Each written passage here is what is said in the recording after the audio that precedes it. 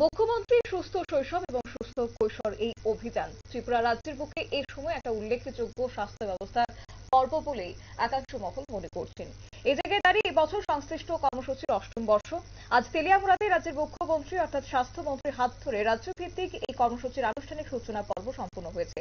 চিত্রাঙ্গদা কলা কেন্দ্রে আয়োজিত এই অনুষ্ঠানে উদ্বোধক এবং প্রধান অতিথি হিসেবে উপস্থিত ছিলেন মুখ্যমন্ত্রী মানিক সাহা। এছাড়া ছিলেন বিশিষ্ট অতিথি হিসেবে ত্রিপুরা সরকারের মুখ্য সচেতক কল্যাণী সাহা রায়, রাজ্যের স্বাস্থ্য সচিব কিরণ গিত্তে, অতিরিক্ত জেলা শাসক অভিজিৎ চক্রবর্তী সহ অন্যান্যরা।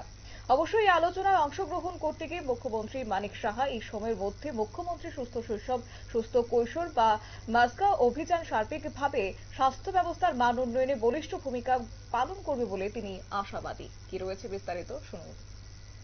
কিন্তু সেন্ট্রাল গভর্নমেন্টের কোন রকম স্কিম না, আমরা কিন্তু নিজস্ব রাজ্য সরকারের চিন্তা ভাবনায় এই ধরনের একটা নতুন আমরা সৃষ্টি করেছি।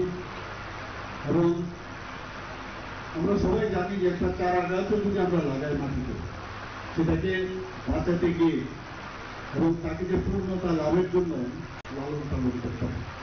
সেইভাবে আমাদের সমাজে যারা শিশুরা আছেন, যারা কৈশোররা আছেন, তাদেরকেও লালন পালন যদি করতে হয়, তাহলে যে আমাদের যেভাবে ওনাদের যে স্বাস্থ্য পুষ্টি বিকাশ সেগুলো এবং তাদের যে জ্ঞানগত বুদ্ধিমত্তা সেগুলো ডেভেলপ করতে গেলে যে বিষয়গুলো দরকার, প্রথমে যে ফাউন্ডেশন যদি একটা হিউম্যান বিং না হয়, তাহলে আগামী দিনের যারা আমাদের প্রজন্ম, যারা আমাদের ভবিষ্যৎ, তারা কিন্তু প্রকৃত অর্থে সমাজের জন্য কাজে আসবে। সেই বিষয়ে কিন্তু আজকে এই অভিযান, আজকে 8 বছর ধরে এই অভিযান চলছে।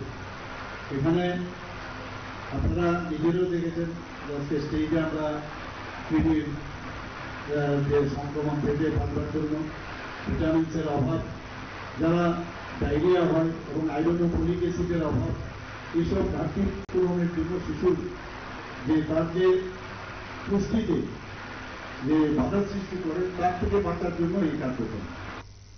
মুখ্যমন্ত্রীর বক্তব্যে বিশেষ করে ভবিষ্যৎ প্রজন্মকে সঠিকভাবে বিকশিত করতে এই প্রকল্প বা অভিযান দারুণভাবে কার্যকরী কথা উল্লেখ করে মুখ্যমন্ত্রী স্পষ্ট বার্তা যে এই অভিযানকে সাফল্যমণ্ডিত করার জন্য বরাবরের মতো সকলকেই বিশেষ ভূমিকা পালন করতে হবে।